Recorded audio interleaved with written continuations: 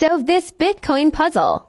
Hello friends, Bitcoin network எடுத்துட்டிங்கன்னு சொன்னால் Bitcoin நெட்வொர்க்கில் நிறைய குரூப்ஸ் இருக்காங்க. ஓகே, ஒவ்வொரு குரூப்ஸும் ஒவ்வொரு விஷயத்தை செஞ்சு பிட்காயின் நெட்வொர்க்கை ரன் பண்ணிருக்காங்க. பிட்காயின் நெட்வொர்க்ங்கிறது ஒரு டீசென்ட்ரலைஸ்டான ஒரு விஷயம் உண்டு, சரியானே. அது மைனிங்கிற விஷயத்துக்குள்ளெல்லாம் நடந்துட்டு இருந்தாலும் இந்த பிட்காயினை யூஸ் பண்ணுறாங்கன்னு சொல்லி கேட்டகரிஸாக பார்க்கக்குள்ள கிட்டத்தட்ட நம்ம 7 கேட்டகரிஸாக பிரிக்கலாம். அதில் முதலாவது பிட்காயினை மைன் பண்ணுறாக்கள், ரெண்டாவது யாருன்னு பார்த்தா பிட்காயினை டெவலப்பர்ஸ் மாதிரி பிட்காயின்களை சின்ன சின்ன விஷயங்கள் பிட்காயினை வச்சு செய்கிற டெவலப்மெண்ட்ஸ்கள் செய்கிறாக்கள் பிட்காயின் டெவலப்பர்ஸ். அவங்க ஒரு மிகப்பெரியான போர்ஷன் ஒன்று எடுப்பாங்க.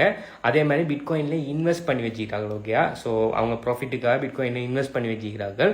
அதே மாதிரி பிட்காயினை பாவிக்கிறார்கள் டே டு டே லைஃபுக்கு, இல்லாட்டி ஏதாவது டிரான்சாக்ஷனுக்கு, இதை மாதிரியான விஷயங்களுக்காக பிட்காயினை பாவிக்கிறார்கள்.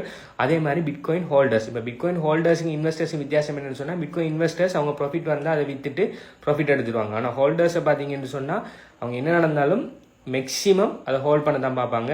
5 இயர்ஸ் 6 இயர்ஸ் 10 இயர்ஸ்னு மேக்ஸிமம் ஹோல்ட் பண்ண தான் பார்ப்பாங்க. அப்படியானாக்கள் பிட்காயின் ஹோல்டர்ஸ், அவங்க லாங் டேர்மில் பிலீவ் பண்ணுறாங்க. அதே மாதிரி பிட்காயின் எக்ஸ்சேஞ்சர்ஸ்கள் கணிசமான அளவு பிட்காயினில் தாக்கம் செலுத்தும். அதே மாதிரி 7வது ஒரு முக்கியமான விஷயம் ஒன்றைக்கு ஒரு குரூப் ஆஃப் பீப்புள் பிட்காயினில் இருப்பாங்க. அந்த பீப்புள் யாருன்னு உங்களுக்கு தெரியும்னு சொன்னால் கீழே கமெண்ட் பண்ணுங்கள். அடுத்தது 14 வகையில் கிரிப்டோ கரன்சி ஏர்ன் பண்ணுற விஷயத்தை பற்றி படிக்கணும்னு சொன்னால், சம்மந்தமான டீட்டெயில்ஸ் வேணும்னு சொன்னால் பயோவில் இருக்கிற லிங்கை செக் பண்ணுங்கள். பாய்.